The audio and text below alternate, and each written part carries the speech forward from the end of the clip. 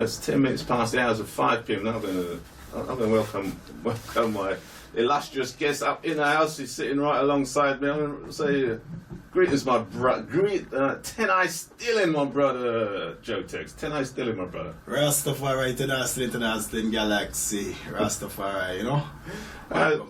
Give thanks, my brother. As long time we don't have you. But I think the last time you was here was almost just over a year ago, my brother. You was here one day after they call it. No, it was the New Year's Eve. Can't remember, you know what. Yeah, it was New Year's Day. Actually, no, it was New Year's Day. You was in the company of Prophetess. Rastafari, yeah, I was the Empress. I was the last time I was here with the Empress. Yeah, man. So you know, time fly. You know, them say, you know, time no wait for no one. You know, so the thing set up. You know, but we're there, you know. Give thanks, my brother. So, how was the 12 moons treated you since we last heard? Well, since I think the last time, you know, the last time I forward Galaxy, I think I just about a year ago just launched the album, you know, CD, you know. Alright, my brother. Which can you remind us which CD that was? Which one was that? So Far Away, you see, So Far Away CD there, yeah. So yeah, I think there's a first we just launched that CD. So a lot of things that take forward since them time there, you know. So yeah, man. CD we've been doing a lot of shows and promoting it and things like that, you know. Alright, my brother. Yeah, because I did see some vibrations on. I see some on YouTube. I see the guy in live and direct, my brother, in a few YouTube expose. I did see the guy. I think it was Leicester. Was it Leicester? Yeah, we had a nice to show up for Leicester. No full year, you know. Full year has been busy. Yeah, give thanks for this year, you know, for the first bringing forward that album. This first year been a lot of exposure we get to it, and we look forward for 2016 for it to even get more busy, you know, because a lot of things we have lined up for this year, you know. See, my brother. In terms of continue promoting the CD there, you know. So the stage performance in Leicester was last year gone? Was 2015? 2015, I think that was in August at Leicester Carnival. Yeah. That show, that was a nice show. We have a lot of shows. We do I think I do a Jamaican show, from the Crystal Palace. I think there was a day after. That was quite good as well, you know. All right, I saw that one on the YouTube too, yeah. Yeah, that's on YouTube. We have some more works really for upload on the YouTube, but it, just to get it together, the whole thing together, the organization, you know, restructuring and things like that. So yeah, we had some other shows on our Wales then. I've been we're in Wales. Was it in Cardiff? It's Cardiff. We do a festival. Because most of the shows right now we have lined up last year was like, for example, the festivals, you know. We do the festivals, so. Some of them we didn't get to video it, but we have some more. We did video, didn't get to upload it yet. See, but we have 2016 for deal with, you know. Sure, my brother. 2015 was very good, you know. So, do you what's your feelings regarding performance, live performance, and how do you find that performing live in comparison to? Well, I love Joetex. Everybody don't know already. Joetex coming from promotional days, you know, promoting and interacting with people socially. So there's something why I love dealing with the people. Also, all my life I've been working with the community projects and things like that. So it's something I love. Being on stage, doing music, moving to another aspect of dealing with the community. It's something, you know, once you're giving and the people can fork respect we're giving to them, the love it, and something you're giving to the community. I love it, you know. Yeah. So performing on stage is something we look forward to, you know, interact with the people. People have fun, them love it, where they can pick up from it, make sure it's something educationally, you know. Yeah, man. You thanks, my brother. You got your Empress in the house with you, and you got your is that you? The Lich, Josiah, yeah, man. The king one, you know. Okay, thanks, my brother. Actually, we're gonna. I've been listening to your album, my brother, for a while now, because I've had it for a little while now, and I've been playing a few tracks, and if you excuse me for a while, but I've been find this track very, very, very authentic, my brother. It's track number 4, and it's called Teach Me. I'm going to play for a clip for you. Just listen, man. Listen, brother. Listen carefully.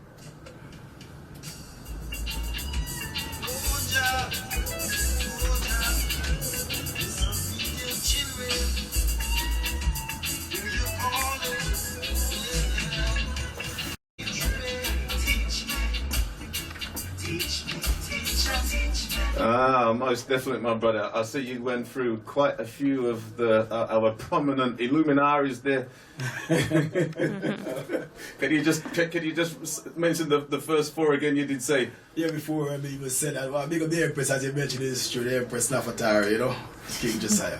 Yeah, man. Let me tell you something about that tune. Every time, you know, I travel and I go places, and a lot of the European people them love the tune there too. The tune there have like a history, you know. I used to go to support a brother I mentioned a while. Everywhere I go to interview, I have to talk about that tune there. Norman brother, a Guyanese brother. If any Guyanese people them listening, you know. I say, you know, I bring forward some names, you know.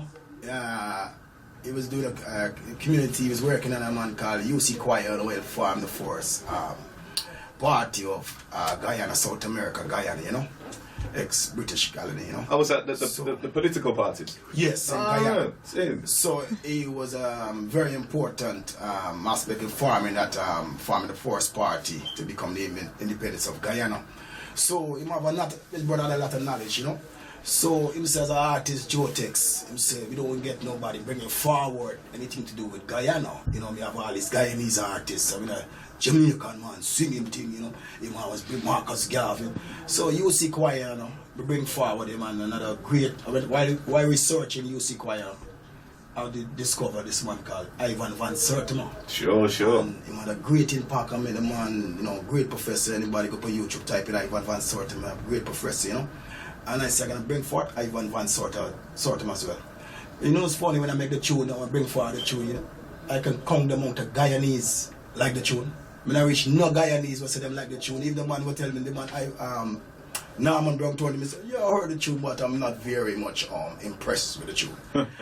You know, and everywhere we go, Jamaican people, everybody are telling me, say, man, a Jamaican man told me the other day, said, Joetex, why actually sing a thing with this other great brother. I'm going to mention his name in a minute. You recall that one. Yeah, sure. It coming? All right. With the brother name,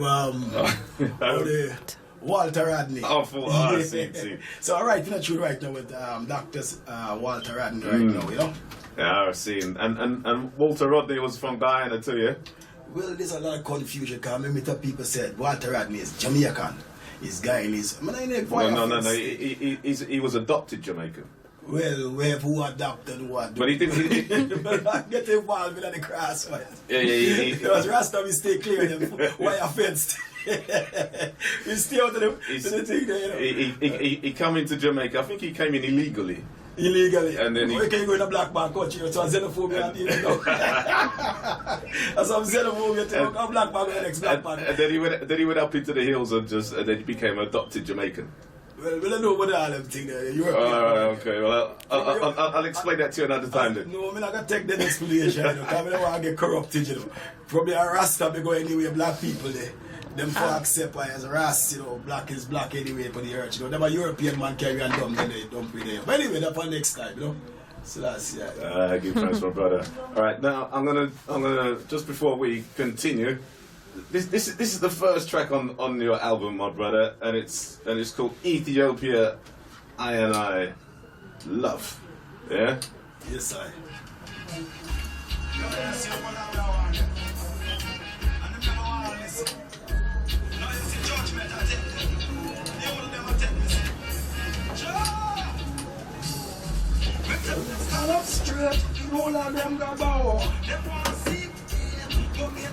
You're gonna join in on it? I'll join on it then. Rastafarian. I see I got burn down them sell it to you. Yeah, man. And coats of arms, my brother, ready for the battlefield. Yeah, you know, the thing about live performance, you know, and as it increases, you write a tune them. I mean, you go there live and start go certain places, you know, you find certain tune that people take on to, you know, and with the advancement we know with technology right now, you have YouTube, you have Facebook now, people discovering Joetex right now. When I travel and I go places, that's one of the tune them that give me the energy. You know what I mean? That's one of the tune that rise up there, yeah. Sure. The antenna, you know, people getting to love the tune there. Anyway, we go right now, the tune that I give me now. Because you're testing it, because it's a new, my style, Joetex style right now. The frequency what me I sing on right now, that frequency without there. If you listen to my voice, my technique, everything what me I deal with, it's like when Baba come through, and you know what I mean? So I say Malcolm not there to Bob Marley, you know, because you know I'm 71 years old, you know, and the whole Bob Marley fan them, you know, because you know I'm a great fan. But back to what I say, is far to why I say, is the frequency what me I DJ, what me I sing on right now.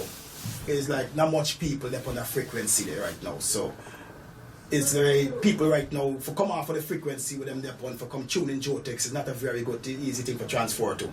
But after a while them get used to and the vibe I deal with. You know what I mean? Them take on to it. Yeah, it's my buddy. Thanks. I don't know. Well, you can correct me. You know, to promote the tunes, most times you'll do a music video. You into music videos? It all depends on the time. It's not what into. If the right time come about, we're going to do a music video. Yeah, we'll shoot a music video. But it's not right now for that. Right now we're going to promote the tune, the album right now, the CD. Get the vibe, get the frequency out there. Get the style out there, get everything out there, do the research, get some feedback now for fix everything and move forward. That way the Joetex that one right now. This is my bad. But you realise that the music video is a promotion of your team, of you. Yeah, and right now. Sure. Market changing, you know, promotion right now taking all forms, you know. Sure. Yeah. So music video yet is good as well. We don't rule it out, you know. You know, we don't rule out the music video, you know. So you have some intention for. Yeah, this is what I'm suggesting. That's right. That's what I'm suggesting. Some line of music video. Which tune you have for music video? Which one do you think? Well, most definitely. You see, I call it the anthem. Ethiopia, we love. Yeah. Alright. Yeah. I got some ideas, my brother. You're that Galaxy.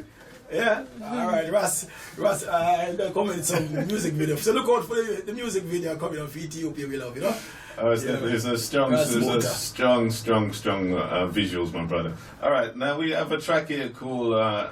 You've got a track here called Black Boy.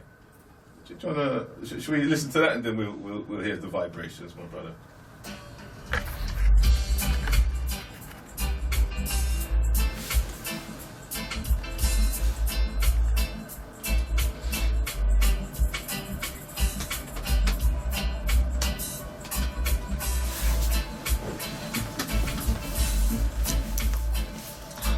One of them tune they want take time and build and grow.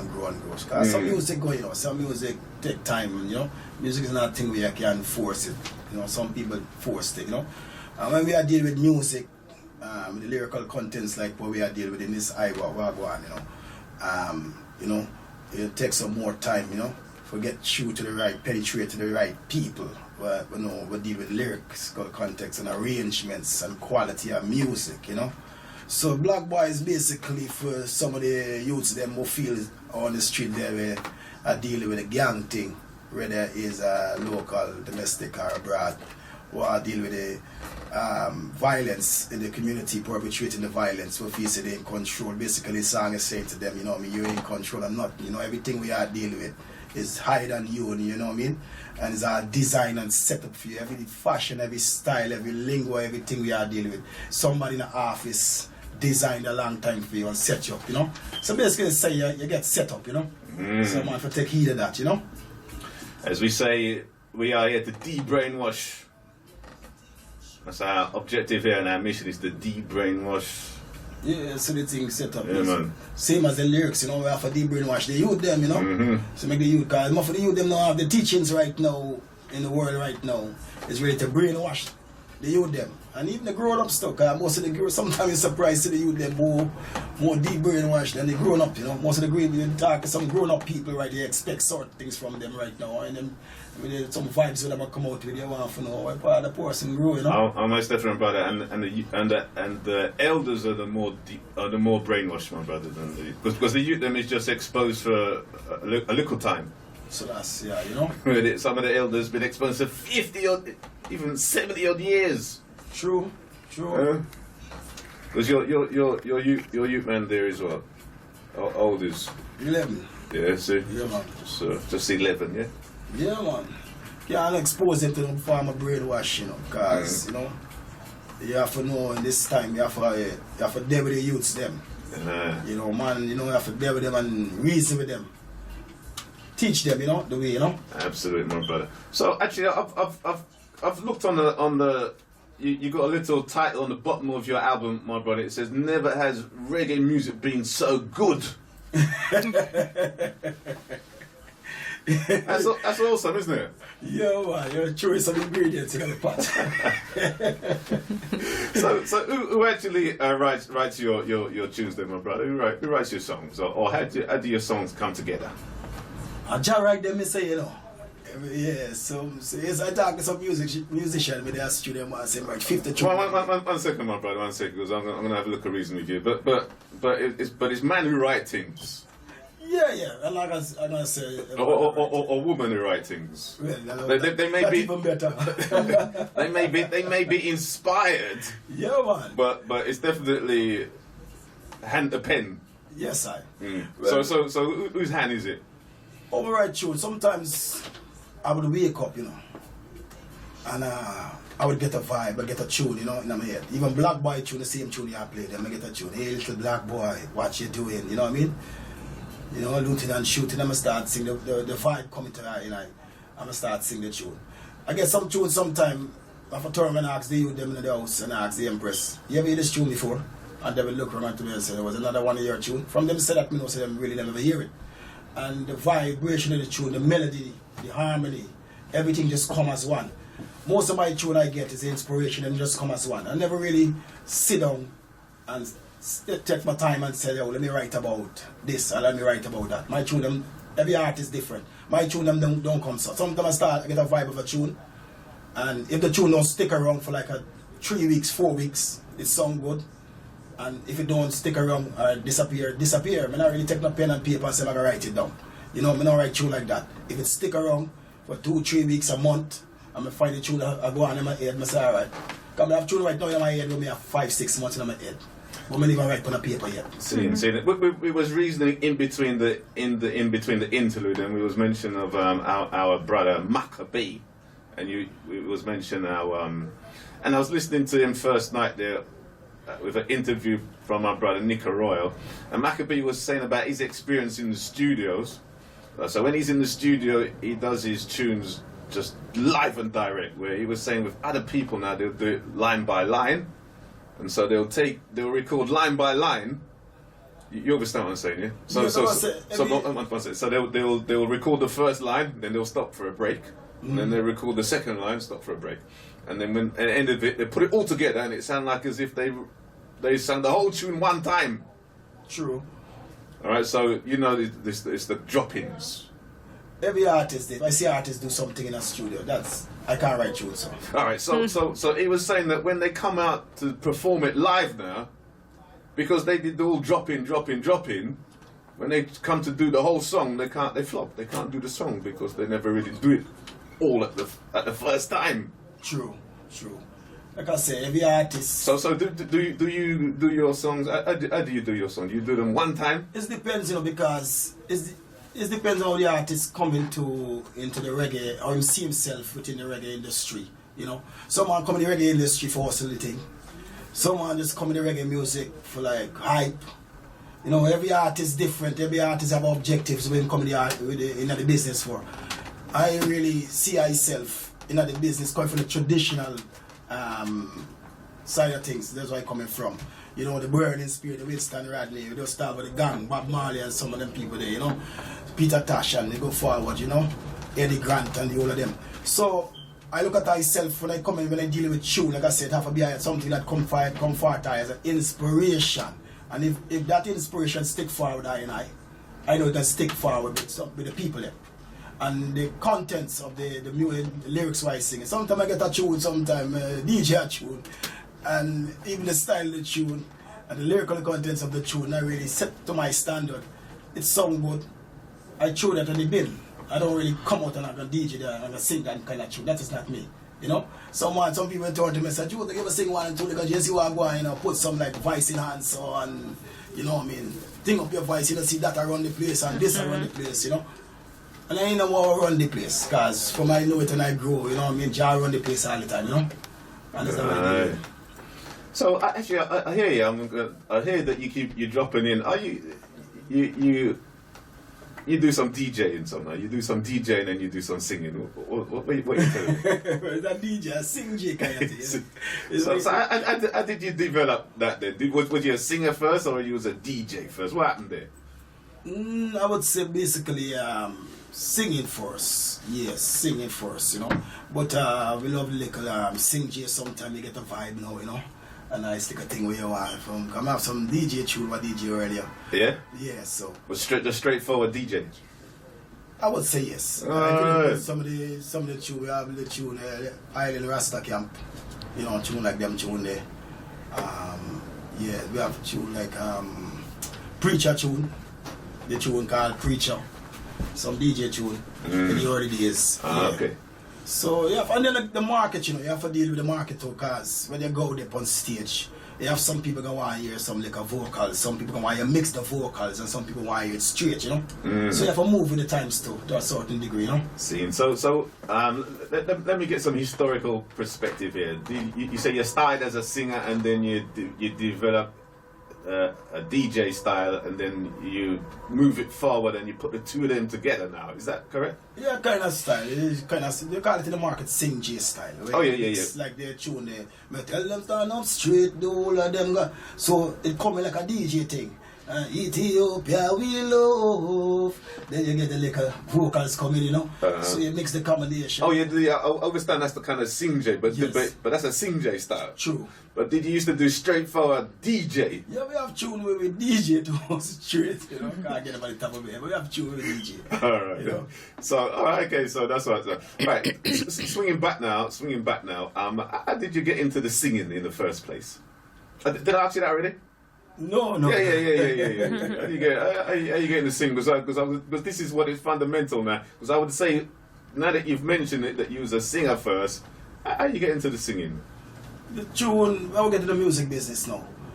No, singing. The singing, yeah. Sing specifically before the music business. Before the music business. Yeah, I was singing, you know. Like most people, them go in the bathroom, them a sing. And them love them voice, them hear them voice, virgin them come in my yard and them I hear Joetex sing. When I first came to United Kingdom as well, looking forward now, I went and took some singing lessons. I was part of this place in All's Inside called BBMC. Singing. I think they're still going to BBMC, yes. They had a music house there. Sure, yeah. Yes, I think the government did. So I was always part of that. I went and did music. I took some the theoretical aspect of music, learning about writing music. So it was always part of, but too I was diverted into the business part of things. I never really get to fulfill that. So coming up, one time I write this tune. I get this tune called Fire Red. Yeah. And I wrote the tune sounded great, and I look forward. I didn't see myself as a man going out there and vocally, but I look at myself writing tune. So I was going to give that tune to the Gargamel. Gargamel was performing them time. They were Astoria. And when I went to present the tune and give the tune to Gargamel and thing, the reception I get from Gargamel, you know what I mean, from Bojo wasn't really that to my expectation, you know. So that kind of put me off in a bit. And I went to this Jetstar, I think, Mr. Palmer, and I asked him if I have any artists, basically. Because I want to start write some tune for some people. So you started as a songwriter? In a way, yes. So when I go to Mr. Palmer now, him did said to me, yeah, we don't really want anything right on a paper like that. Here we do Joetex. Go man, hum it. You know what I mean? Fire read it and read. Me don't know what you said. Just sing, give me some melodies, some ideas and thing, and tape it. And then bring it forward. So I went forward and we do that. We done that. But when I go forward and do it, the man them say, yo, the thing sound proper, you know, Joetex. So it was actually asking you for a demo. Yeah, kind of. Well, not really a demo. A scratch. Idea of the scratch tape. Structure, Yeah, something scratch. like that, yeah. And that was what led me into the force. The youth them from the ghetto supported said, no, we love your song, blah, blah, blah. And that went on. And we produced the first single by myself. Body Music Take It Up, Fits Right on our Seven Sisters with the bass them time there. Yeah, man, I think take off. Them time that we have with the radio station name, Daddy Orny Depot with name Choice of it. Okay. Was that still the vinyl's time or you moved to CD time? Or was that still vinyl? Vinyl. No, it came up on the vinyl first. Yeah, that's what. Yeah, you fire ready upon vinyl. Yeah, man, fire ready come up on vinyl and CD. Both vinyl and CD. Yeah, man. So that did done very good, fantastic that you wanna do. And that's the first time really I can say, boom, yeah, Joetex I do music, you know. So went on when we do EP after that called Hard Rock. Hard Rock. Yes. And that was Body Music? It was sold all over, Body Music. No, I mean the production, like. No, JT Records. Oh, JT Records. JT Records. Seeing. Yeah. But JT Records is like how JT Records set up. It's like, yes, I label, but we have like the organization, people leaving and coming. Sure. It's over the size. So right now we have it's a structure. A different. We have some other people who are involved in the management of Joetex right now, still under the JT Record flag. Sure. You know. So cause we trying to upgrade. Some people come in and they're not pulling their weight and things like that. You know. So we have to shape them out. Oh, most definitely. it's like a radio station. Well, you know, the only thing I have to keep going forward. You know what I'm saying? Sure, my brother. Yeah. That's cool. So forward in from there now up through the progress now from. So this is the Joetex established then from. Yeah, cause them time there. Joetex them time there we do a business, we are doing a dancehall thing, and you know, for them who know Joetex, we have mixed the whole thing and we have the place nice them time there England nice. Cause them time they have UK artists, Sweetie Ivy, Joe 90, you know the whole thing, the place nice up. We had selectors who was involved in the whole community thing, so everybody was eating up food, you know what I mean? A man not forget a £20,000 for bringing a big artist from Jamaica. A man could have get 2 artists, you know what I mean? General Levy and put Top Cat and I put the next man up on stage and DC Ninja and everybody, I mean, the place nice, you know? So this was, can you remember the period now? Is this the early 90s? Them time of the 90s I think, Them time of the sweetest part of England. And, you know, we have the Lovers Rock, Janet Kane, all them come, Tex Johnson and, you know what I mean? The whole of them come the Lovers Rock, Lloyd Brown. You know what I mean? Vivian Jones and what's nice, man.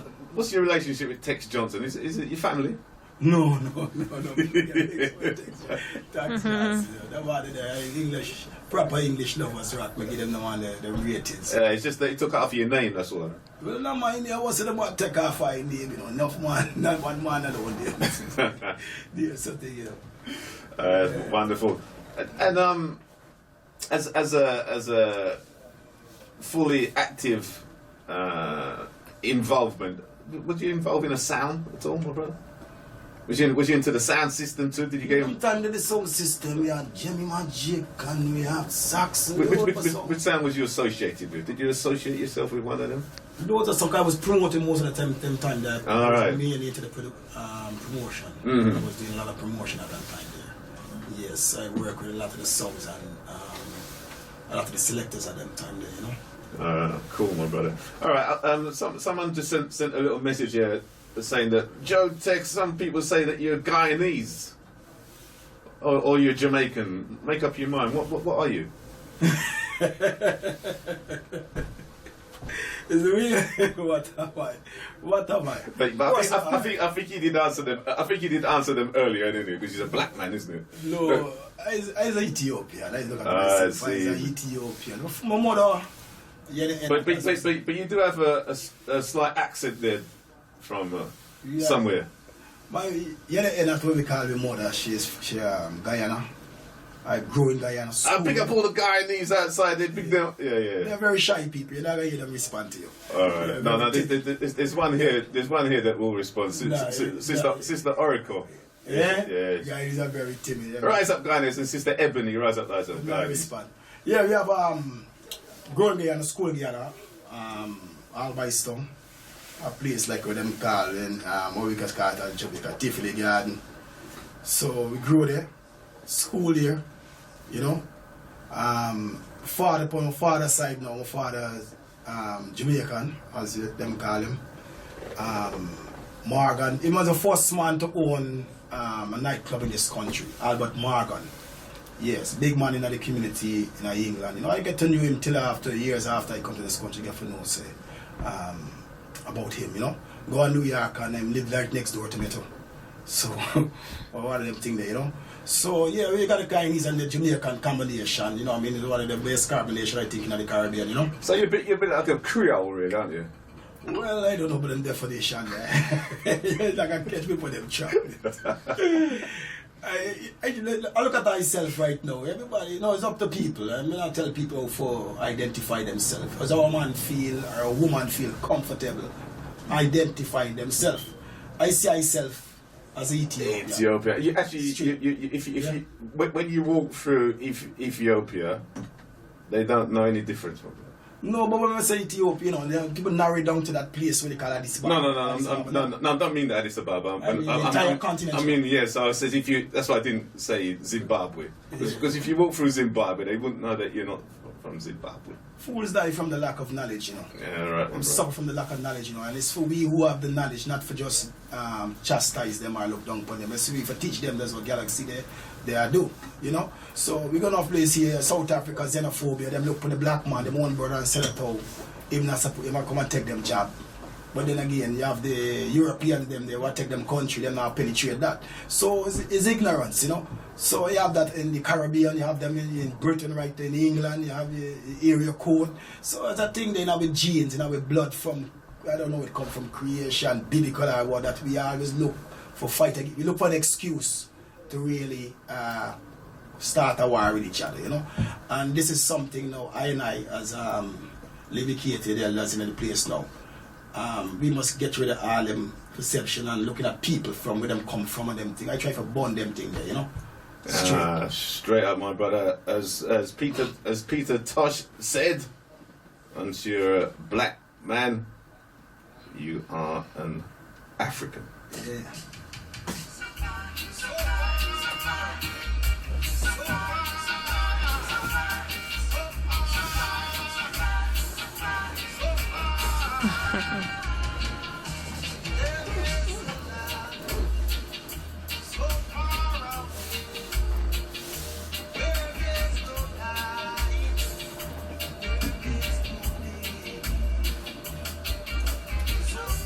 Well, my brother, it's another anthem of yours, my brother. It's another anthem. It sounds another one with the troops coming out with the flag waving and it sounds another anthem of yours, my brother. Eh? Where does this anthem come from? No, like I said, the tune let me wake up. You wake up and you get them kind of tune. You have to ask yourself where did it come from, the vibration. I wake up and I hear some tune. Sometimes I wake up and I get a whole song, you know. See. So it come while you were sleeping. It's like you know there's that term make money while you sleep. True.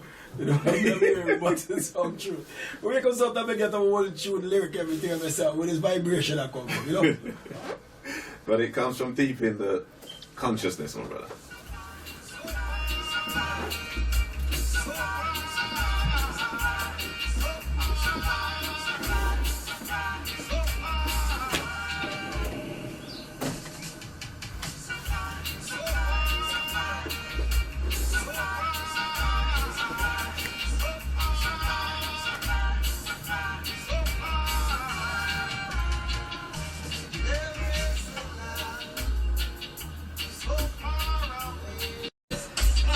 Set up the vibrations on this special day in the month of Black History.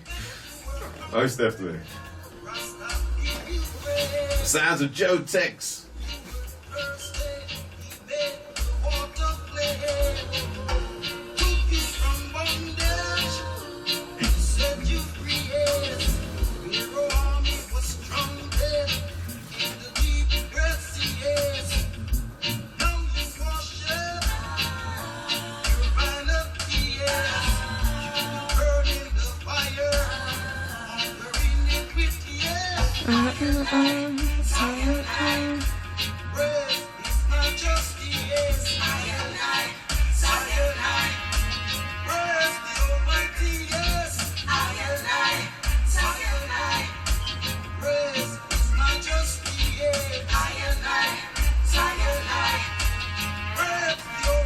straight off the album, reggae music has never... No, that's not what it's called. This is just a big...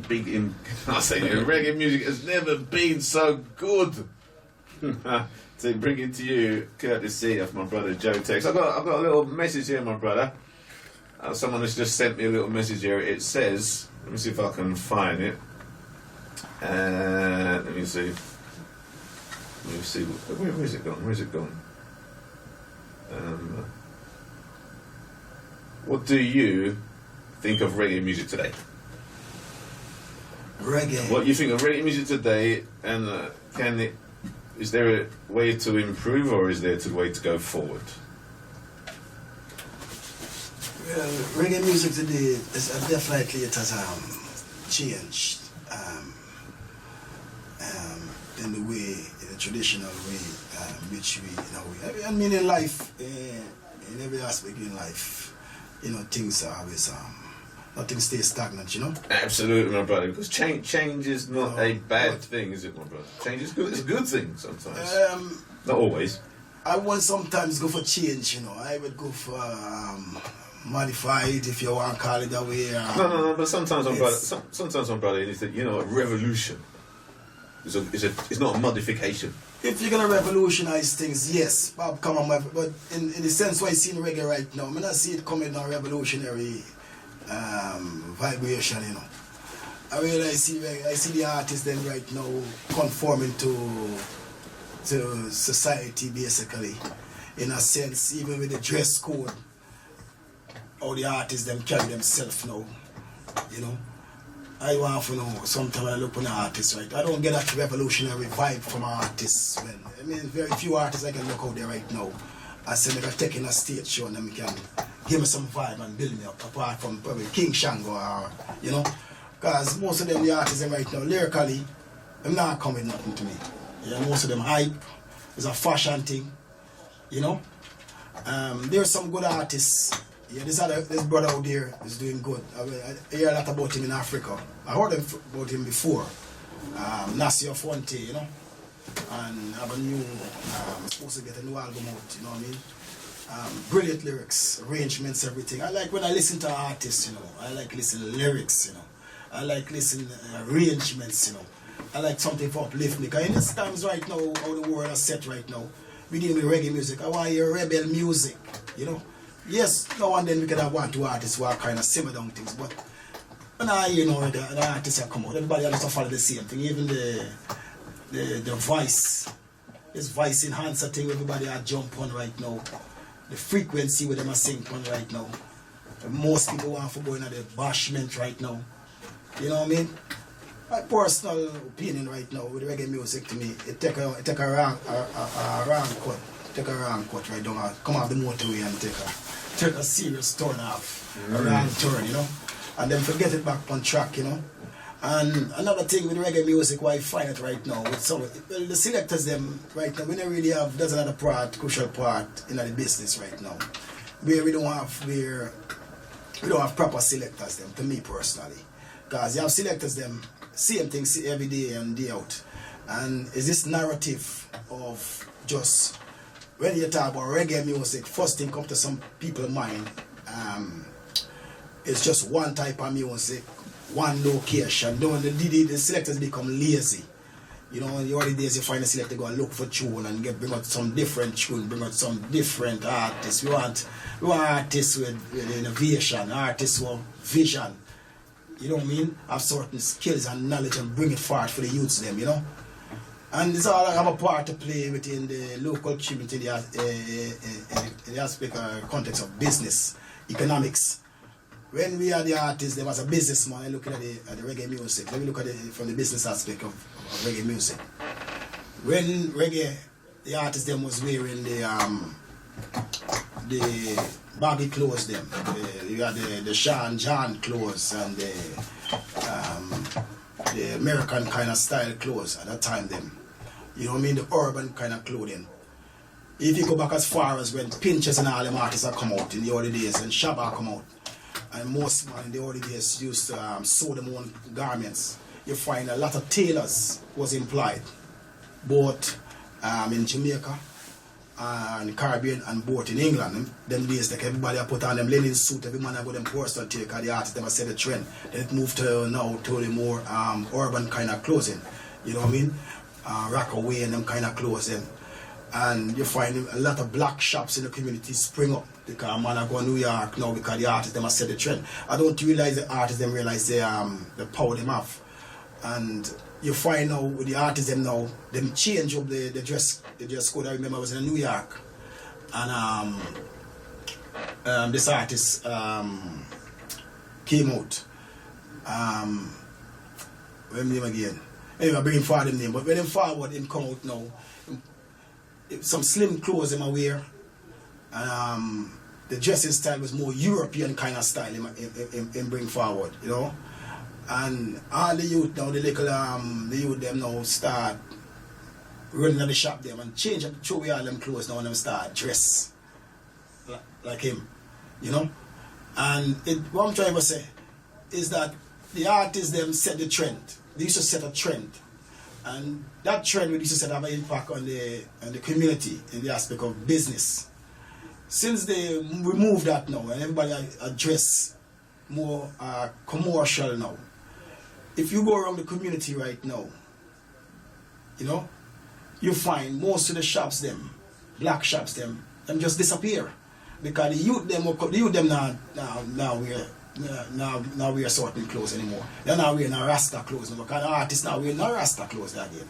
You know, and the clothes the artists are wear, it's in the main street shop. So when I come into York, the smaller man can't compete with them shop there. You know, the artist was mentioned earlier was in New York is Mungo and the Rebel. When Mungo come up, him change, you know, the dance all thing coming and change up the whole fashion of dressing. And if you watch when you them dressing now, it's main street shop. So they add in even some of the lyrics with the artists them are sing right now. When a man come out and start sing about my Clark boutique, which black man sell Clarks? A few like a man I was jug with big Clark shop we have. So the Clarks man want to make £1 million. He ain't got time with you as a Jamaican man sing, but you're bigging him up for what? You don't mean the artists have to go to school and learn. Artist business is about education too. You have to know where you're sick and man not pay you for them things there. So when you come out and you sing your thing, the way you dress, everything you do must have to do with the business of your community. It must, you know what I mean? It must relate with the community, you know? And that's the problem. The whole artist thing to me drift off. You know what I mean? And we have to come back on track, you know, lyrically, in every aspect. We have to come back on track, you know, mix and move as a community, as one, select everybody have to come in. And there's no sense of man come on the radio station and man say, yo, blah, blah, blah, everybody have to talk about it. We have to do it. You know what? Beautiful, my brother. That's that was articulately put across. Now, as you did mention and highlight earlier on, is that when you started the music, you went through some kind of training and you went through some development. I'm suggesting that there is an issue here that you've highlighted, that perhaps the musicians and the artists that are coming up now are not really getting through that school, that academy. And so there happens to be no relationship awareness of business economics and what they are doing. They don't seem to have that intuition, or even through the schooling or through the academy, to see that there is an intrinsic relationship with their business, with their performing arts, and with the general economics. Yeah, there's definitely... So there's like an ignorance going on there. True. There's a correlation between the artists and the economics. They go hands in hand. Oh, most definitely. And you see, but back in the days, it was kind of obvious. Yeah, that's what I said. When back in the day, where painting shots come through and Shabba and them come through, the linen sukkah, we was part of that. That's right. Yeah, everybody was employed. Employment was great. I remember them days there, you know. Even when we moved to the American more form of dressing, like as I mentioned, I had 3 shops them time there. Yeah. You know, I know enough black man them time there right now. If them are listening to radio station, them have business all at Brixton. You go down with the amount of black people had businesses at that time. You know, the artists them had a real big, that they still do have an impact on the economics of the black community. So once they change up that kind of style now, the artists them now, they change up the lyrical. Because even when they change the lyrics, violence increase. And the massivity among black people, the difference, everything, it changes up. If you watch the Gaza thing, the Gully thing, for example, you know. So the artists, them, I don't think they don't know. I think they do know. I won't say that. I can't say them that ignorant, they don't know. I think them know. Do you? Yeah, I think the artists them know whatever. You can't tell me them big man who sing reggae music with them travel the world. You can't tell me artists are closing my eye and just travel the world and not see the impact when you are going. You know what I mean? Or you mean not for them artists them go to school. They must have some kind of education to know that these things have an impact on the economy of the community. You know what I'm saying? So when them up on stage, when last time Buju Banton performed, there was Stratford Rick. So the first him say with the black people shop them there. They said they come and go down break, so where's the black man? And them said that live on stage. So you can't tell me them not know what go on. Them choose to ignore the factor. You know? Are you saying Buju Banton? No, him said the last time him come and break stand, anybody remember? Him said with the black people shop. Yeah, so I'm suggesting that maybe not Buju Banton. I wouldn't lay that claim on Buju as such, but I'm saying that the generations that's coming up now, in that, I don't remember what you call that trousers, but you can buy it at Topshop. Don't I tell you? Yeah. So Topshop is doing good through reggae artists now. Yeah, listen. I don't know shares them family have in a Topshop. Probably them know something me and you don't know. Probably them reggae artists who are come up right, them family have shares in these companies, you know. And we don't know. This is what I'm suggesting, because it's either they're ignorant or they're purposely doing it, my brother. Well, there's a thing, we have to get some research going on and find and get some data, information as to why. Do they know what I'm doing? You know, I will look on a stage show right now. If I go look on a stage show right now, I just forward if an artist come in and dress proper. Even some professors now. Because I love my little doctor, you know, listen to some professors. And I see them come and dress up in some suit and them come and talk to me about Africa and Ethiopia. You can't talk to me about Ethiopia and dress up in a 3-piece suit. I'm sorry. I switch you off. Because we don't have no suit company. All these politicians will wear £10,000 suit in Africa. If you add up all them suit, with them wear them suit and tie, they wear $1,000. Where is the suit and tie company, the African suit and tie company? Do you mean those suits that look like that they're made in Italy? I don't know how they make it, but you know, everything is to do with economics, and this is the people that are going out and talking about Africa and Caribbean and have no money. You know what I mean? You know, when the European look at us and analyze us or evaluate us, you know, when they look on Africa and Ethiopia, them can see how we throw away and waste money, you know, and sometimes they look at us and they say, these people, really today, all the education, because some of these African people will come and study in England, they go Cambridge, them have them masters, them have them PhD, and them have them this and that. They must have done economics topics, they study international business and topics and things like that. So what they're doing with it when they go back and they become get involved in politics? The financial minister and all these people, when they go back to this country, how do they implement these things into these studies that they have back in their own country? Because I don't see it. When they come around, I don't see how they do it. You know, every president of Africa or the Caribbean, when they come in power, he's supposed to leave something. For example, leave 3, 4, 5, 6, 7 school, leave 5, 6, 7 you know, industries, some factories or something. I can't really see what them really do. Sorry, my bad, I got a little bit distracted. Did you say, where did they learn this economics? Did you say they'd come and learn economics? Most of them come to England for I thought I heard you say that. I thought I heard you say that because someone took me aside the other day and he said that he went to school in England to learn economics. He took me aside, right? And he says it was complete farce. He says that he graduated, but it was a joke. So it all depends, right? Because right now, for the last 3 years, I put myself back in university. I do my undergraduate right now. What, in economics? Business. Oh, okay. So you need to tread carefully then, my brother. No, not really. I tread carefully. Everybody read the Bible. Everybody come out to the Bible with a different opinion, you know. Oh, sorry. One second. Some people we don't read the Bible here anymore. No, we're not talking about the eye. I'm talking about alright. Your audience don't do it. Anyway, I just example. But anyway, when I'm talking about Europe, right? There's a lot of knowledge you can get from over here. The knowledge is Imperial Majesty send people to New York, you know, and send them to Britain, you know, send them to Russia. Yes.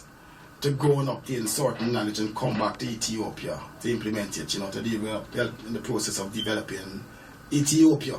Yes, His Imperial Majesty did that. And we follow. It's not what you learn, you know, it's how you implement it in your daily activities, you know. That is the problem, the transformation process, how you transfer what you've learned. A lot of people know nothing, you know, but them don't transfer it into their daily activity, you know, into their life, you know. Sure. So that is the problem we have right now, bridging that gap, you know. So economics, especially as a Rasta, yeah, I see one of the biggest downfall. The complication about the economics, though, my brother, is that sometimes when you learn a protocol from a foreigner, it's like they want at the end of the day that you come back to them to reinvest your things, so you can only deal with Rome because you've learnt it from Rome. Not really, you know. One second. You know, if you I can't put it right here on you right now because it's not really on your itinerary, but many laws that governs business, international business, was dictated by foreigners. Yes. And you got to keep within that international foreign law, otherwise you can't do business.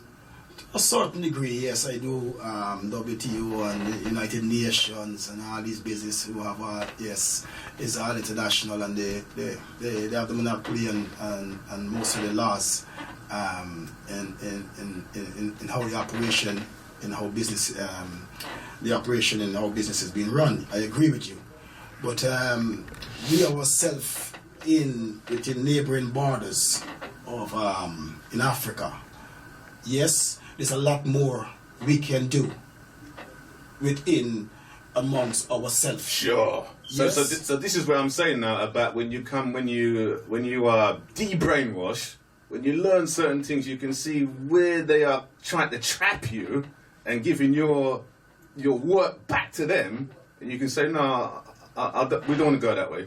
We want to do a different way. In a way, you're right, Ras. In a way, Ras, you're right. You know, if you look at, for example, a lot of the international, the economical integration of neighboring borders. You have the EU, for example. If you look at what's going on, example of Cameron behavior within the EU at present, what is taking place right now. And you look at, let me look at South Africa, Zimbabwe, and Zambia, and them certain countries. Yeah. Yeah.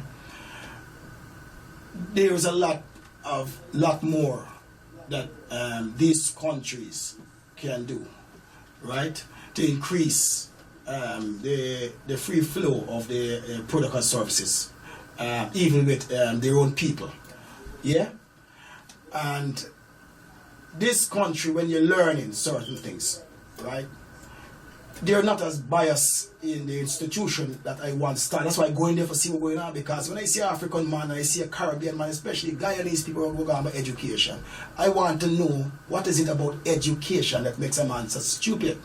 So I said to myself, Joetex, me I go in there.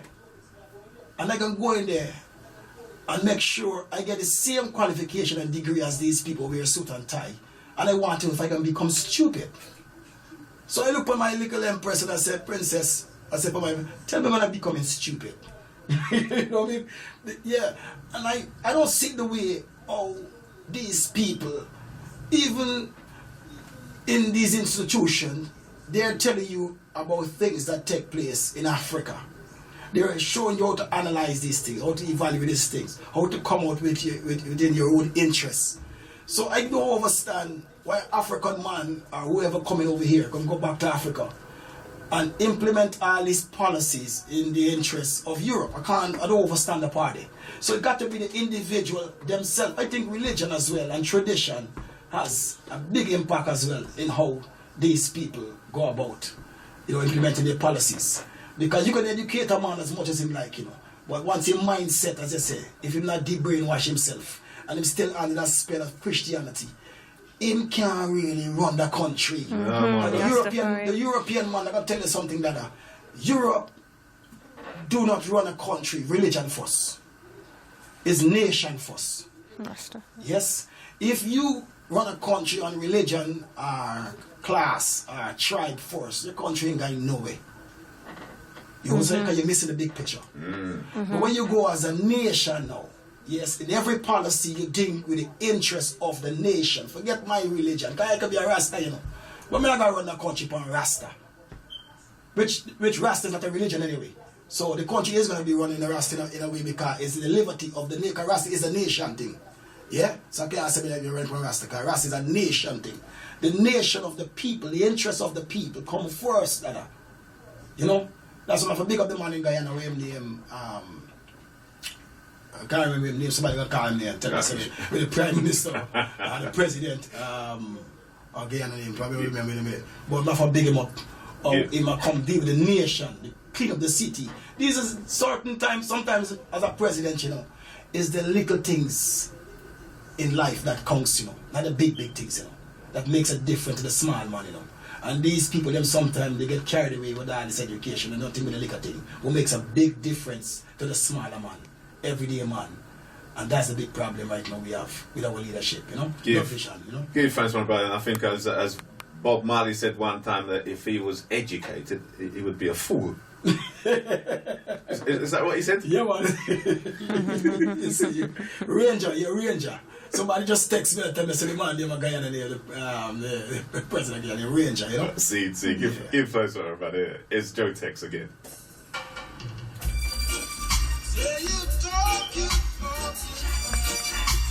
Big tune, man, big tune. Too much, yeah.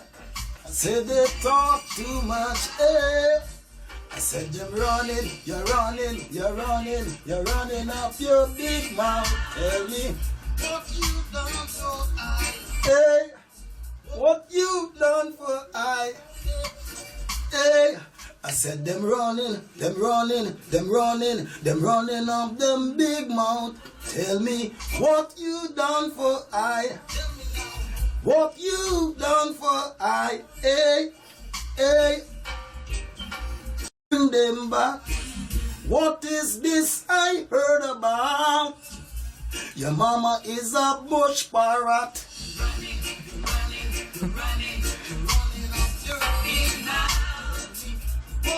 Name a guy like Granger.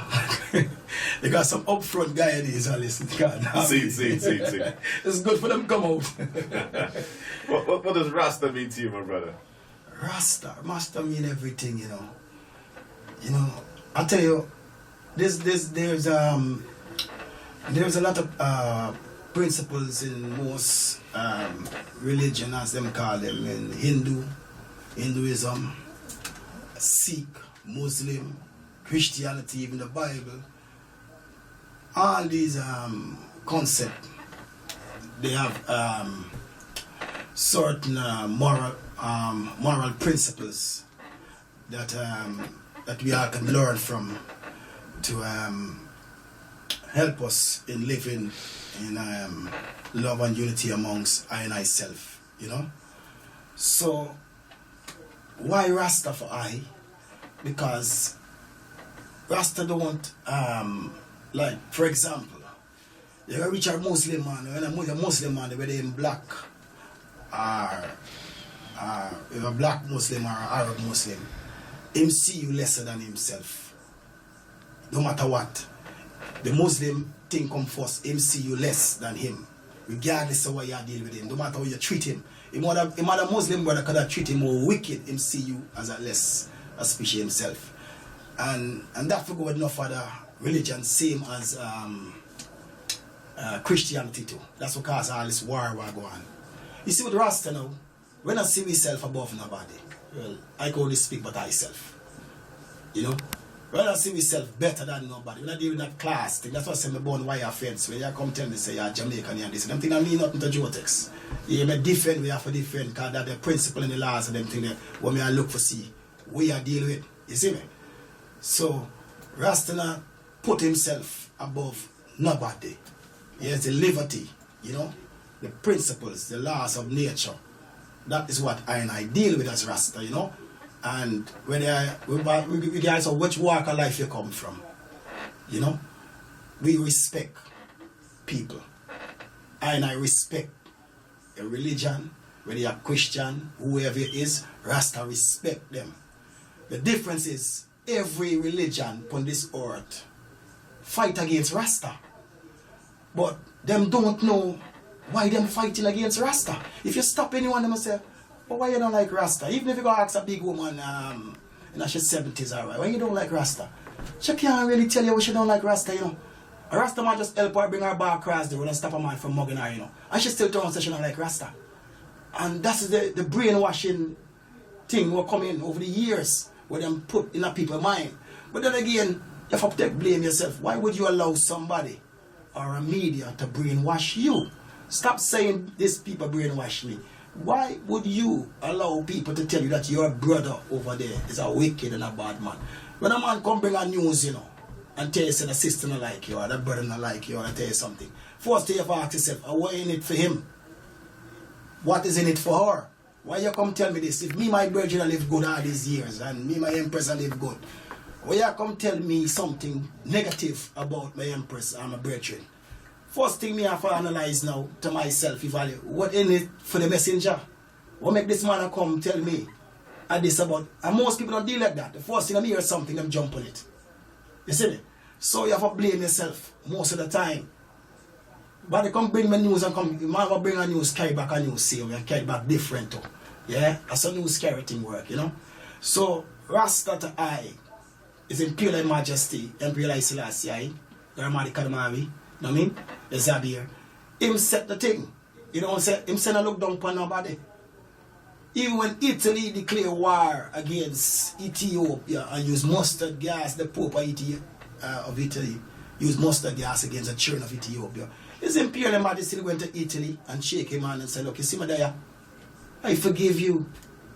All the wicked things you do to the Ethiopian people, I come here and show I forgive you. Look at Europe when him come say, you know, today is Ethiopia, but tomorrow is for you. You see me? The fire started in Ethiopia, but it's Europe going to get burned. Him still come forward after and say, yeah, to the queen, him say, I forgive you. Him a walk the way and show we how to live with people, you know. Him say, when he go up on the battlefield, him fight against the Mussolini, him say, him show it too. We have the right to defend ourselves as Rasta. Yeah, man, we have the right to, but at the same time, when the war done and everything, we still must forgive those who commit atrocities against I and I. You was show you? So this is the kind of liberty as Rasta I love. You know what I mean? Me not come for say me a Rasta. My brother could be a Muslim. I may love him same way. Once in principles and in morals is right. So as a Sikh, a Hindu, I embrace everyone. You know? So that's the reason why I cite Rasta. You know? One love. Beautiful vibrations, my brother.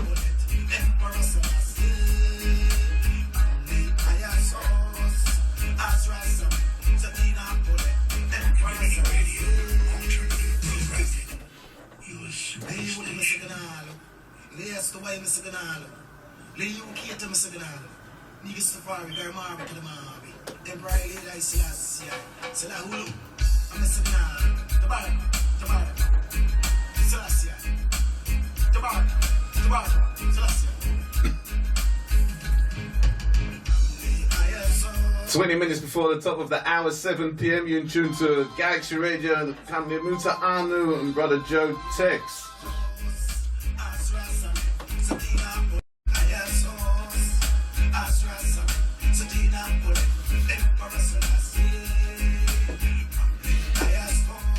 Beautiful sounds of the Big G. I've got my brother wants to make a quick interaction. You live speaking to the family, my brother.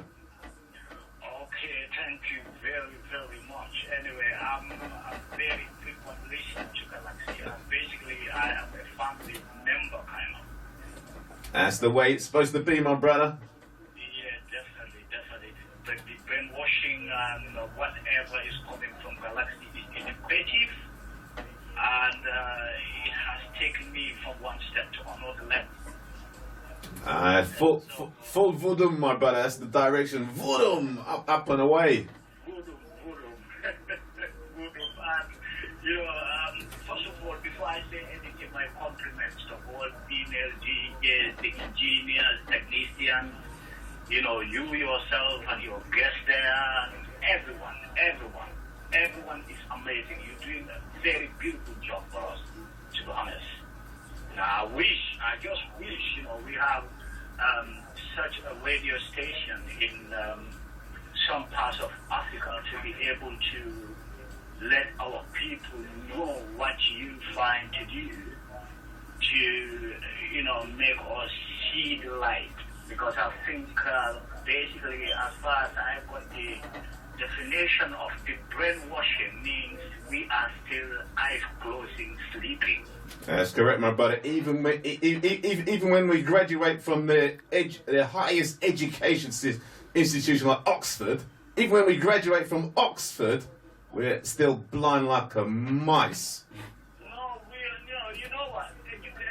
Graduating from Oxford, I think that is professional academics. You see, this is what we don't understand. Our people who just call themselves, or put themselves in suits and ties, thinking that they got these certificates. That is professional academics. You just want them to be able to get a job. He's right. Perfect. Seriously. Yeah, perfectly put it.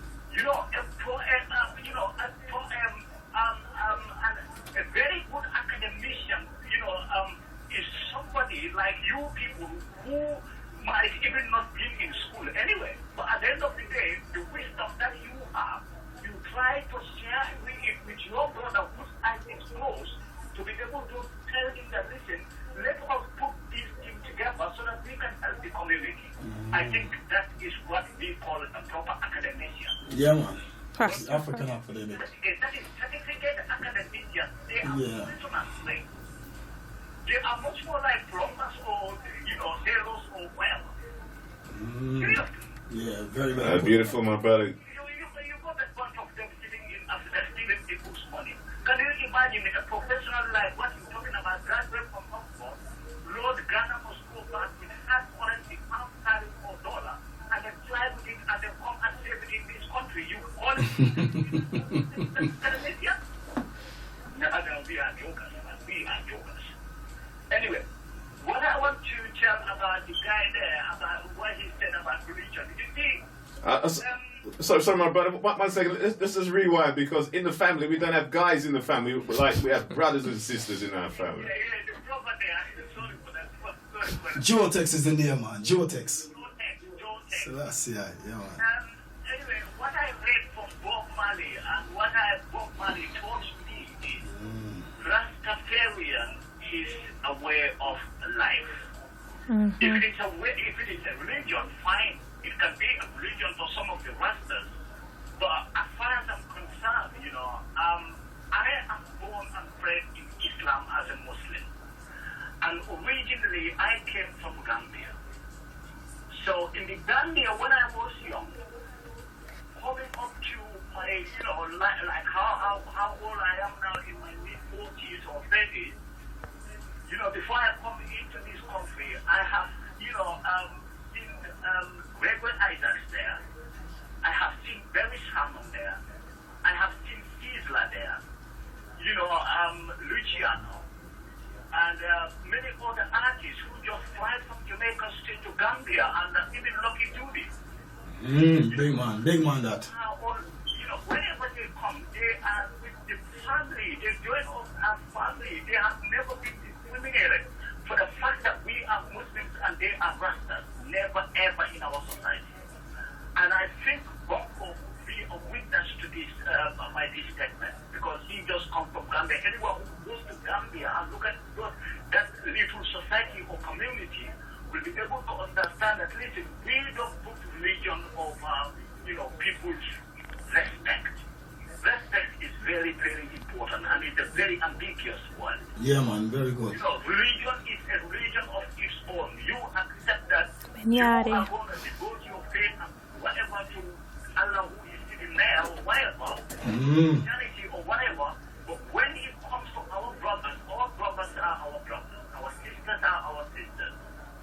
Yeah, man, that great man. There could be Christians, there could be anything. But we don't go to that area of faith.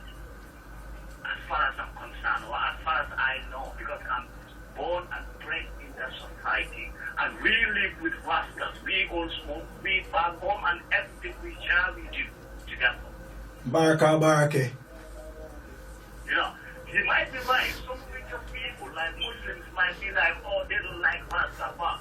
It's never, ever, every Muslim. You know, especially from where I come from. So I just want to assure him that, you know, light is at the end of the tunnel for Rastas. And we have big heart for them and respect. Make sure you know that. Jerry Jeff. Can you hear me? Can you hear me now? Jerry Jeff. Baraka. Abediade. Abeja. Jamarik. Yo, man, you see the thing set up, man. Yo, you know what I love about Gambia too? I notice me just speak Wolof or I just speak Mandingo. And I notice that the Wolof and the Mandinga and all the rest of tribe, them embrace each other. And I try to look for some tribalism there, and I can't see the tribalism in the Gambia. You know? No, I see the whole of them join up together and as one family. You know? We are family. I remember, I just met someone so like, because when I was in 1987, you know, so come on, you know, so like these guys, everyone is a family. These Rastas, you know, come on, even in the Gambia, we have Rastas who are pure Rastas. Yeah, man, I never them, I see them, you know. I never them just come back from there, you know. And Gambia right now, you know, is setting a pace, setting a standard right now. I think many can find it very difficult to follow, you know. So, big up the president of Gambia, you know, yeah, Jamin, you know, because I'm at the place away, you know. Enough people might not agree with him. I saw the thing set up, you know, because when you're dealing with a country and a set of people like I and I, what Bob Marley called we stiff-necked fools, we have to got strong leaders, you know. We can't have no passive leaders, you know. So, Africa needs strong leaders, and people didn't agree with enough of the policies sometimes, but it's for the benefit and the betterment for the country overall, not for individual tribe or people, you know. So, big up the Gambian people, you know. No, I agree with you. I agree with you, you know, accurately. Because what happened, you see, I think, you know, the setback for Africa, basically, you know, one of the contributing factors is this stupid tribalism that we have all over Africa. True. You know, which doesn't make sense. It's always counterproductive. True. At the end of the day, you know, if you check everywhere, even in Britain, you know, if you check here, you know, if we go back about 300-400 years ago in their history, they used to be divided in tribes. But they came to understand that, listen, all this is nonsense. What is important is people are people. We come together and, you know, make sure we work our nation out. True. People can come here and people can have the gut or, you know, the heart to be able to invest in our country and we make our economy strong. But you see, that's the same thing happening in the Middle East. Tribal differences is what external factors is exploiting right now to devastate the Middle East, because it's one of the factors that's spoiled Africa. Anyway, thank God, Gambia, we don't have that kind of, you know, deep, you know, how do I put it, rooted, you know, tribally differences as far as I know anyway. But at the end of the day, sometimes you go across it like, let me just give an example. Some people will say, okay, you come from this tribe, you cannot marry from, you know, this other tribe. You can see a lady and you like her and she likes you, you know, you want to get married. But typically, usually that happens at the provincial areas of the Gambia, sometimes, anyway. You know, so, you know, I don't get it. I don't get it. well, is it important. His Imperial Majesty said, you know, we have to overcome petty prejudice, you know, owing our allegiance not to our to nations, you know, but to our fellow men and women within the given society, you know. His Imperial Majesty said that, you know. Yes, so that's why I don't hold up no flag and say me are this and me are that, you know. Because I see enough dreadlocks, I call them Rasta. I come on stage and say big up this and big. Yes, sometimes we can joke and right, but the overall thing is nation come first, you know. Yes, we started off as a nation people, you know. Yes, Ethiopian African people, we are nation people, not no tribal people. You know, one family, one love, you know. So big up yourself, Rastafari, all the way, you know. Big up, man. Yeah, man. Salaam alaikum. Always, man. Take care, yeah? Yes, my brother. Thank you. Jerry Jeff. And you and all the DJ, yeah? Give thanks, my brother. Give thanks for your interaction. Beautiful, my brother. Thank you, man. Thank you. Have a good day. Thank you, man. Thank you. That's fantastic, my brother Joetex. Yeah, you're quite au fait with that. Humbly Higher Sauce. It's a tune I wrote for the 23rd of July, you know. And that's a different lingo completely. You've gone from West Africa right over to East Africa now. You know, like them says, the implementation process is the problem, you know. You can say, of man and say me a Rasta, and you know, you have to learn to speak the language in Pila Majesty lingo, you know. You know, it's not James language in the way for talk, you know. So when we say Humbly Higher Sauce, everybody asks what it means. Hamley is the month of July, you know. So if you don't really want to say the month July, you know, you can say Hamley, highest 20, and Sus means 3, you know. And then we talk about, for those who have eyes to see will see, ears to hear will hear, and those who have the ability to learn, they will grow and know. That's what the force base here, I tell you. And we talk about 1892 of the date of His Imperial Majesty, father upon earth, you know, the marriage, you know. So, yeah. Tabarak is a word, the word tabarak now is a word like, for example, we use the word bless. When someone a Baba man say, the man say, yo, bless up. If you don't want to say bless, you want to use Ethiopian kwankwa, which word Ethiopian kwankwa means in Ethiopian language. You can say tabarak, you know. And where did you go get this schooling? Did you get this schooling from Housley, my brother, or did you go somewhere else to get this Oxford, schooling? we went to Oxford.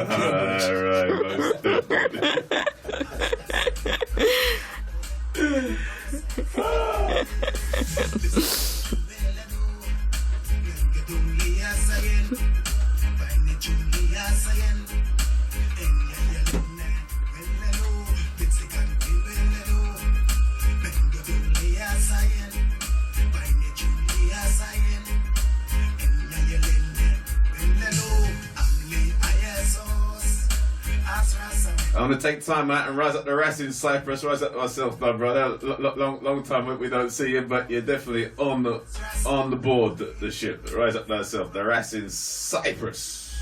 Word.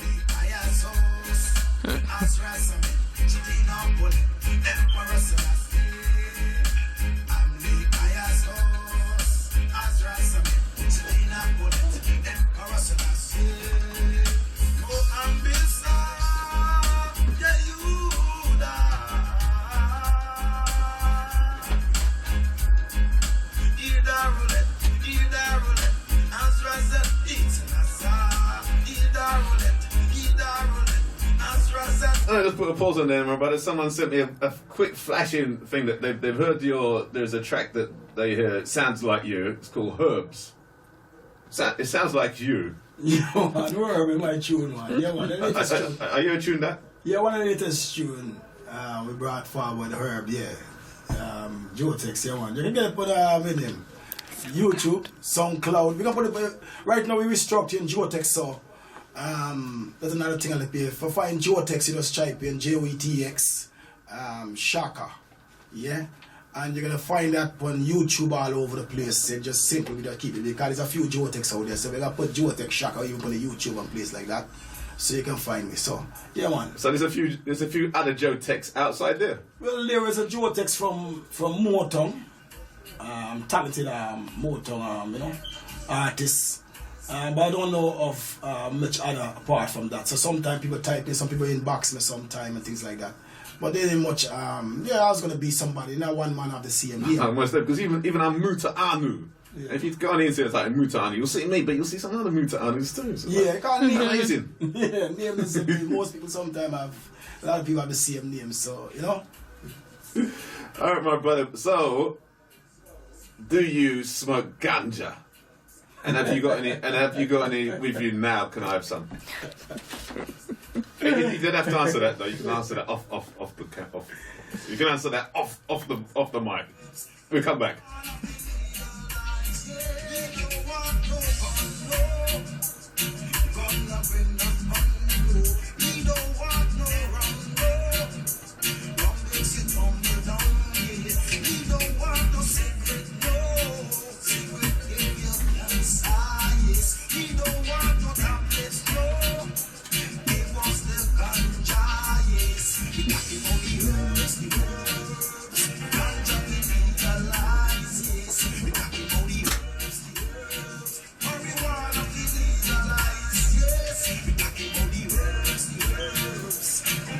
My brother, who's on the musician on this one? Is it the same? Is the same musicians or is it a different production? No, same. I keep using the same musicians. Reason being because they get used to your song, your arrangements, the pitch. Cause music is a thing after a while, like the whalers, you know, like Bob said. After a while, the musicians them know every little drop, every little habits you have, you know. As a musician myself, I'm a bass player and a guitarist too. I play guitar. See, so you would know that. Yeah, so maybe I'll play for you. Maybe I'll play for you. Yeah, So who's the Mafia and Floxy?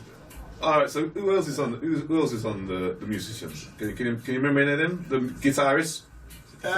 We have a youth called Ivan. Mm-hmm. Ivan do a lot of work for me, I think, in the last couple of production. Yeah, big up Ivan anyway, there, you know.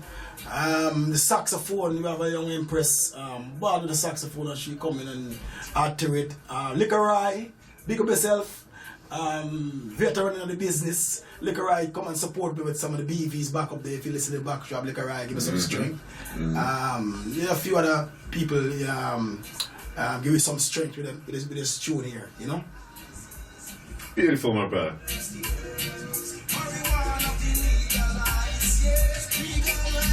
And even the arrangements there. Oh, yeah, go again, my brother. Some of the arrangements was Liquorai himself, you know, coming and listen, love the vibe and coming in the studio, you know. As an artist, sometimes it's good for the other people, you know, like some people experience as well. You know what I mean? Contribute towards, you know. Mm-hmm. Yeah.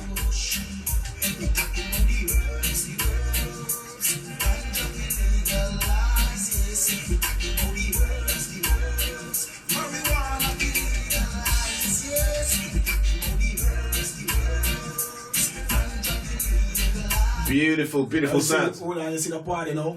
Yeah. The party is, you're coming to like a break, you know, and that's where Dilly coming, because a few people contribute toward this tune. And Dilly, now the engineer come and say, yo, I don't really want you to sing that part, why give a speech now? You know, tell me why the earth for legalized talk. Just say something, Joetex, you know. Well, maybe it's a good point for you to say it right now, my brother. Why the earth should legalize? So last year, well, the herb should legalize from years because it stopped the abuse, you know, and the persecution of black people throughout the world, you know. It gives people in other countries, not only in Jamaica or the Caribbean. You see, this is where leadership is lacking in the Caribbean because we don't think as a nation. Because your people, when they travel abroad now, police, racist, sexist community, they can use any pretext to arrest black people. Like a youth now, black youth now, doing good in school, university, have a little herb because he don't want to smoke cigarette. He don't want alcohol, but he have a little herb now. And police in Texas can arrest him now and put him away in prison. You know, and you find a lot of people use that now to say, oh, black people are drug dealers, black people are this, black people. Even you find black people now buy into the stereotype, the narrative now. And even in the Caribbean now, you find your own people now so get so nervous when them see like a herb. You know, they make. I asked a man one time, you know, and I said, who's the man who make herb illegal? Who's the man who make this thing that caused this big problem in this whole world right now? This herb. Who say it is illegal? That's the first thing we ever deal with that first. And a black man can't tell me who it is. No president of a Jamaica president can't say who make it illegal. African president can't tell me who make it illegal. But yet still, these people hear this herb.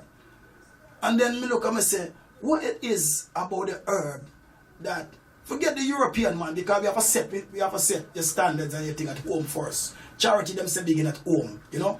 And if you don't respect your people, then nobody not gonna respect your people. And if you don't respect yourself, our leaders have no respect for themselves, you know. Because the herb now, why you don't like the herb? You allowing your police officers them to be corrupt when you make the herb illegal. Because the police officer use it now for arrest a man now and collect money in them pocket. And the whole corruption go from one thing to the next. So legalize the herb and all them corruption. Stop. That's the first thing, you know. And the tarnishing of the image of the black man, that will stop.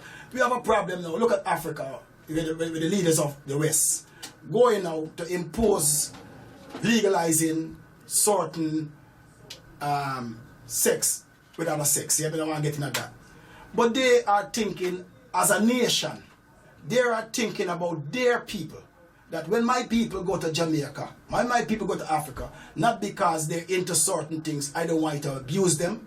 I don't want this to become illegal, so you're gonna, because they know what they're doing to I and I.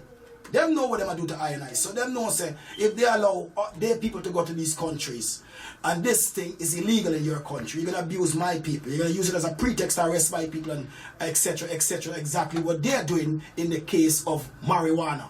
So that's why they are carrying out this foreign policy now to make it legal in our black country.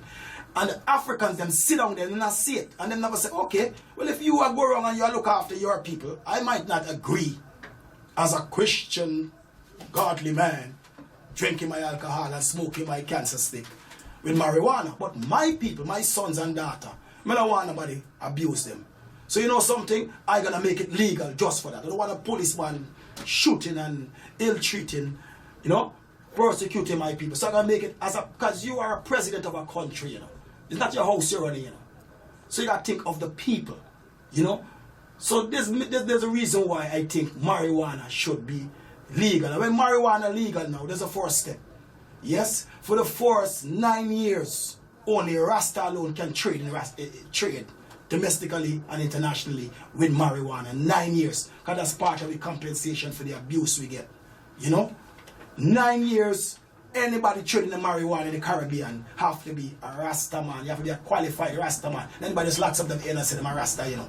Yes? So that is, when not just legalize it and left it just so. You have a policy, and after that policy is a procedure in how you integrate this marijuana thing into society, a gradual process, you know. So we're not just a legalize marijuana just so, you know. So this is the thing that we have to deal with right now. You know, big up Guyana again. Because the Parliament of Guyana is considering it right now, how to go through that process and bring it forward, and how the Rastas them, they bring in the Rasta into Parliament and they get some opinion from the Rasta them as to how they want to play a part in it. Because we don't want big companies. Because we don't know this company called Marlboro with them name. Them right now is looking forward to launching some marijuana tobacco. It's coming out soon. I think 2016 is coming out this year. And these other companies considering right now to bring it out, you know. So this is things right now I want the Caribbean government, Jamaica, ban these things from me. Because them are come now and reap after what Bob Marley, the whole of it was set it already, you know. And that is not right, you know. That's not right. Yeah? So that's, yeah. Rastafarian.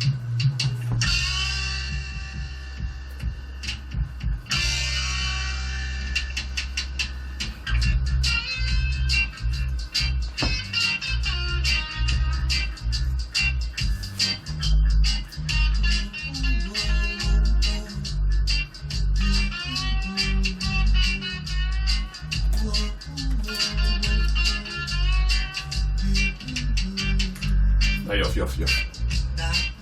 I know, yo. I don't want to big them up. I don't want to big them up. Yeah.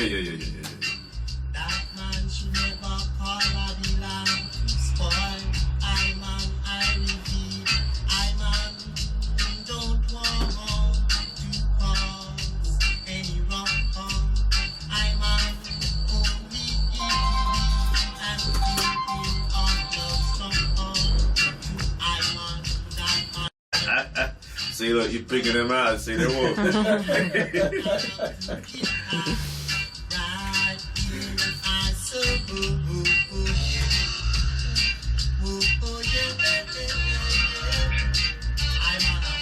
Let me just put a pause on that, and I'll say, rise up, my sister, and rise up, my sister. How are you? Hi, greetings.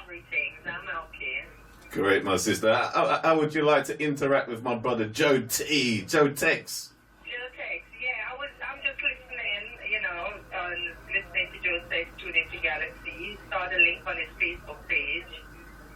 Ah, cool. Does he look handsome on his Facebook page? Yeah, Rastaman is the thing now. See. Rastaman is a thing. You know? On your Facebook page, have you shown your best side of your face? Did you do your... Has he shown the best side of his face, my sister? Yeah, the profile page, yeah. Yeah, alright, see, you've shown the best side, my brother. Yeah. Alright, sure, go for it, my sister. Yeah, Joetex, all your work that you're doing. You know, you've been in the business for a long time. You've never been an artist who has been derailed to try to fit into society. You always stay conscious still and preaching the word of His Majesty. So my question is for you, what are the funds to look forward for the new year? And if there's a rumor of artists going down to celebration the 50th independence in Guyana, seeing that it's based on Guyanese artists mainly. So 2 questions. Would Guyanese be looking forward to hopefully seeing you down there for the 50th celebration? And what is it in store for Joetex as an artist for the new year? What should we look out? What should we look for? Well, yeah, 2 very good question there. Yeah. Let me do the first question looking out for Joetex this year. No fire, more fire. See? Fire can't cool, you know? See? That's the first thing. I have a couple of new tune like I'm working right now on the Walter Rodney tune. It's called Tribute to Walter Rodney. Yeah, so all the Walter Rodney fans, you know, which I know there's a lot of them out there. I'm writing a tune. Well, I got the tune and I'm writing a tune. I have the tune a long time, about 3 years now I have this tune. So I'm going to bring it forward for Walter Rodney, along with a few other tunes them this year. I got a lot of promotion, a lot of shows line up. Europe, Africa as well. A lot of festivals right now line up, you know. I'm an artist as well. If you don't see Joetex, you know, it's not about shows for I, you know, because I'm not going to perform in a certain place, environment where I'm not comfortable, you know. Because there's no show even though a yard, the man a call and the man say, come in Joetex, we have this show. When I run and go do shows, so I do them things early days, you know. I have some promoter call me for come do like a PA there and PA there. But I violate and disrespect nobody, think of a proper, you know. Because my target audience, the people who I'm targeting right now, is, you know what I mean, is people who are with a conscious vibration, you know. And I have my research marketing department where I look forward and they're trying to put me out there in a certain market, you know. So as for Guyana now, I was approached by 2 promoters even last year with this Guyana thing, you know. I've never really been seen as a Guyana artist. No disrespect, Empress. I mean, I really want to be seen as a Guyana artist or a Jamaican artist, me artist, a reggae artist, you know. I def something there, you know. But yes, as in the I grow a Guyana and have relation with Guyana. Yes. Like I mentioned, the Jamaican people, I can't forget them people when I go. People can't tell me about this thing. I'm waiting to see how the thing set up in Guyana. So far, the people that will call me and tell me about the thing what going on in Guyana. One of the brother will call me and told me, as a brother named Sherlock from Canada. I see there's some movements to legitify his promotion because they know how legit it was, you know. But so far, there was no conform or formal bookings as to Sherlock actually telling, conforming our booking properly. You know, it got to be a formal way, you know, how this thing go, you know. And it has to go forward to the department, but even my bookings and thing, you know. So going to Guyana, I don't know. I can't say yes, I will be going to Guyana. I can't say no. It depends on the promoters. There's some whispers, some artists them contact me and them say that how they don't want to pay the Guyanese artists. We know, everybody who know about Guyana knows say artists, international artists flying every week in Guyana and they get millions and millions and millions of US. So if you're going to deal with Guyanese artists, I don't think the Guyanese artists can ask them millions and millions and millions. But the government have to step in and know say some form of respect, like what I see this, I don't want to pronounce the name, one Granger is doing.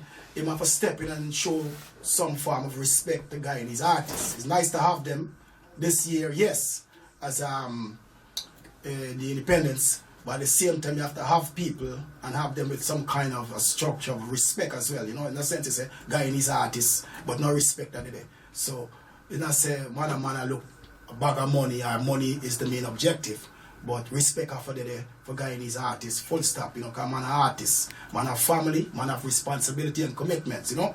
We have things to do. You know, I can't speak with other artists, I can't speak with Joetex. So, when I come to the Guyana thing, you know, I love what them I do. Respect whether I'm there or whether I'm not going to be there. I respect the whole of what the government I do, what Sherlock I do, what everybody do. My love and my respect goes out to the whole of the Guyana fraternity, the music fraternity over there, you know? Yeah. So that's it on that, you know? Another thing, I saw your video, the one that you did in Gambia, and I must say the people were trans with the music, you know, the abdominals. Yeah, well, you feel the vibe, you feel, you know, the people who just transit into the music. So just keep up the good work. And hopefully, you know, wish you all the best in the future, musically and wherever part you go. yeah, man, you know, just give thanks for the eye for following I and all the rest. The eye is Guyanese, right? I said, I Rasta. The eye is Rasta. Empress, can you hear me? Oh, yeah. Yeah, I grew up Guyana. Guyanese. Yeah, you grow Guyana, so let's give thanks, you know. I mean, it's nice to have a Guyanese fan, you know. Because the Guyanese fan kind of take off, give you some nice fresh air too, you know. So give thanks for that, you know what I mean, and all the rest. Because I know Guyanese are kind of passive people, they don't really, when it comes to music, they're not like... You know, new government, new role, so... Yeah, because... Everything is changing now. It's good for them to come out because Guyanese people have to play a more active role when it comes to certain things. A long time them stay behind and hide behind other people, and you know, I mean, them, this passiveness. They have to come out and deal with it because DJs too, you know, the DJs is who don't hold that up for the people because there's a young generation there, and the DJ kind of corrupt and brainwash the youth them into certain music. So some of the responsibilities with the DJs, they always got certain music they play. So with this new government, hopefully new changes, and you can see a change in the people and the way towards the music. So Empress, may I tell you a thing? My grandmother grew me, you know. I not grow with mother and father. Grandparents grow me up. Proper traditional upbringing me have, you know. And I'm gonna tell you something now. When I wait for people to do things for me, sometimes you have to do things yourself. So when you wait for government, and you wait for DJ, and you wait for you never get nowhere in a life. You see me? That's why sometimes even the Jamaicans them have sometimes the right attitude towards certain things, you know what I mean? Because if the DJ, if you watch a movie called they come with Jimmy Cliff, you know. DJ now play where you want, drag the DJ out the box and put him outside, and sometimes you have to take action with people, you know. Because people take liberties with you for life, you know. And if Guyanese people want to change into the music, and Guyanese people want to hear some Guyanese artists when them pay them big money and go in a nightclub and I'm hear one bag of foolishness, sometimes if I drag the DJ out to the box, I'm gonna promote violence and them thing, you know. But sometimes I say the thing, I say the gun off I do them thing, you know. If Bob Marley stay away for people play Bob Marley music, the only we want to celebrate it today. You don't never hear about Bob Marley, you would never hear about the gang. I say the thing set up, you know, you have to go sometimes and deal with the thing a certain way. And Guyanese have to start come out and demand. Because I go place and carry people and see Guyanese have music. And Guyanese this and Guyanese that. And the youth them a play some music and people start watching them and say, because people afraid of the DJ. What are you afraid of DJ for? You pay your big 15, 20 pounds where you work hard for go there for DJ disrespect. You know the DJ have to move. And when the DJ realize himself, he can't take liberties with Guyanese people no more. Him gonna change him behavior and change him ways. Or the people them just don't turn up, don't go there. You know, it's as simple as that. You know, so big up yourself, Empress, anyway. You know. yeah. Okay, alright then, big up. Give thanks, my sister. Give thanks for calling Galaxy. All right, rise up thyself. Right.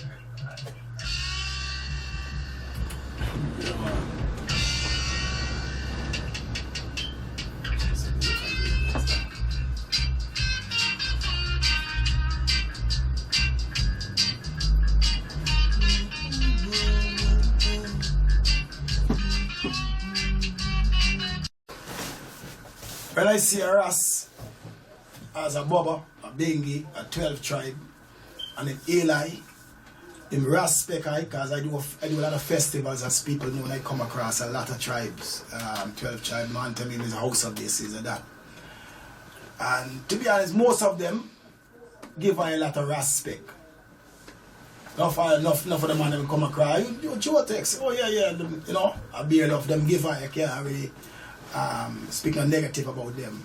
sometimes I would ask them the difference, cause so I get mixed up most of the times with Bingy and Bobo and 12 Tribe where it is, you know.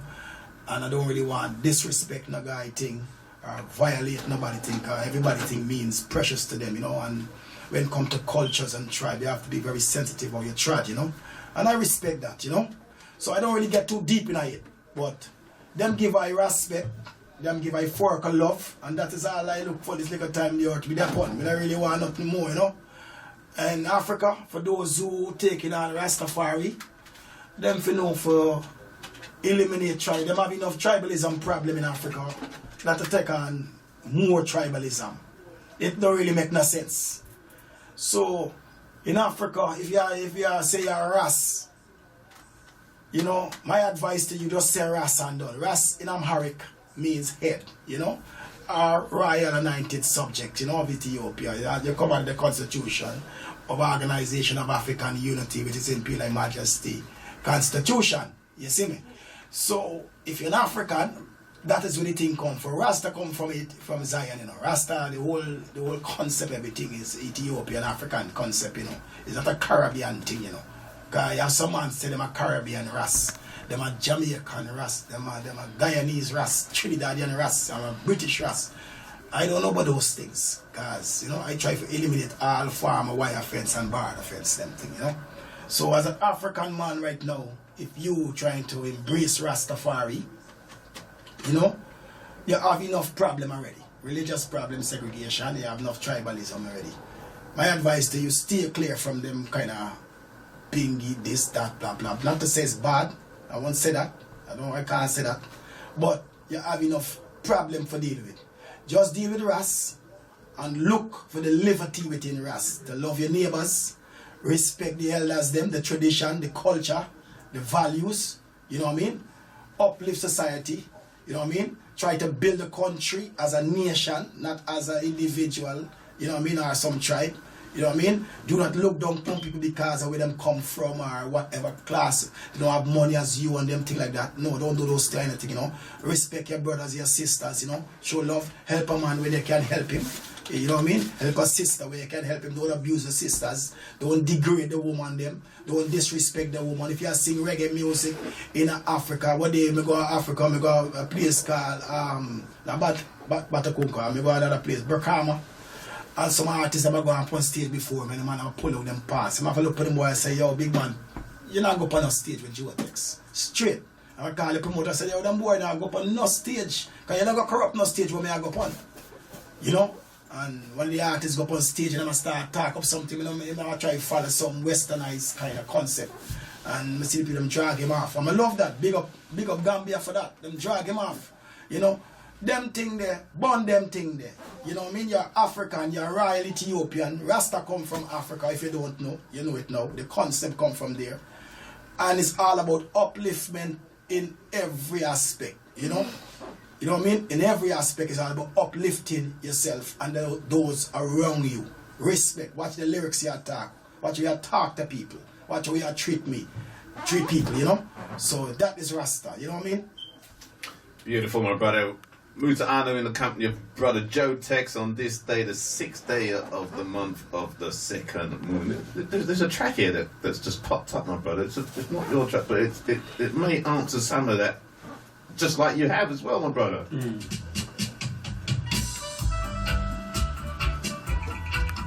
Yeah, man. The gang.